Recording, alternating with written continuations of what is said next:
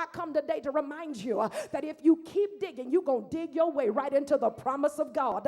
Somebody in here needs to understand that even though the enemy comes against you like a flood, God's got a promise that he's getting ready to flood your life with peace, with power, and prosperity. Where do you see that in the text? I'm so glad you asked.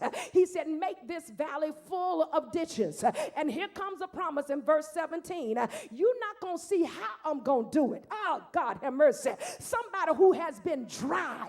Your money is dry. Your love life is dry. Your marriage is dry. You don't even have milk for your cornflakes. Your cornflakes dry. Your scalp dry. You got dandruff dripping off on your clothes.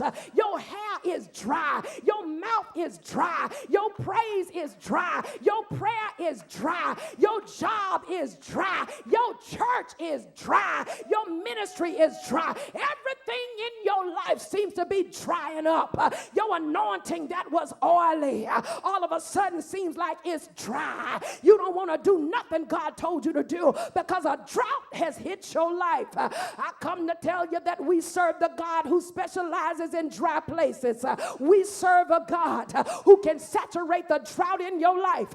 We serve a God who knows how to water your fields. And I come today to remind somebody when everything around you looks like it's drying up, this is the season not for you to faint, but this is the season for you to hang on to God. Hold on to his word. It may look like it dried up, but I come today to remind you that the God we serve is the God of the valley of the dry bones.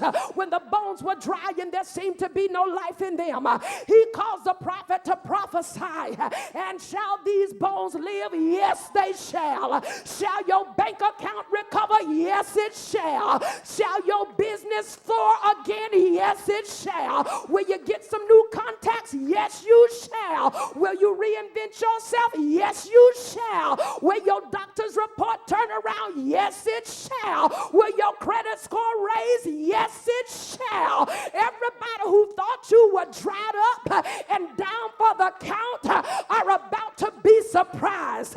Look at your neighbor, tell him, surprise. You getting ready to show them something. Look at your neighbor, tell him, I'm getting ready to show you what I'm working with. Because the God I serve specializes in dry places. You will have people who will show up in your life, and their only purpose in your life is to bind you. Their purpose is to restrict you. Their purpose is to make life hard for you. But I come today to tell you that God's got a strategy that will circumvent even their plan. Their psychotic plan to keep you bound won't work when it comes to the plan of God. He told Israel, he said, dig ditches. In essence, dig some trenches. Why is a ditch relevant?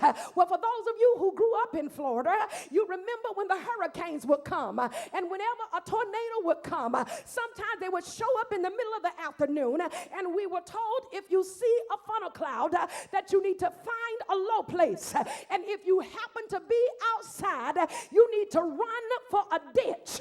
Look at your neighbor, tell him, I know you thought that your ditch was going to drown you, but I come today to tell somebody that depressed place in your life was really designed to provide cover for you. God wanted to keep you when the enemy was coming against you, and in order for God to cover you, he had you to run for the ditch. Look at your neighbor, tell him, run for the low place.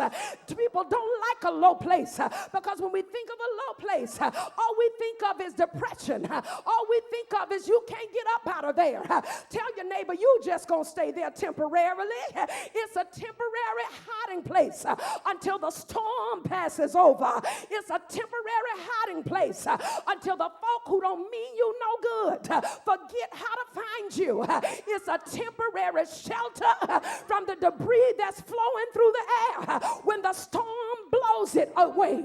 Look at somebody near you and tell them, even if you're there by yourself, you don't have to worry because God said, I'll never leave you nor will I forsake you, but I'm with you always, even until the end of the earth. You ought to just tell yourself, God's got me. Forget about who abandoned you. God's got me. Forget about who left you. God's got you. Forget about who's ignoring you. God's got you. He said, dig trenches.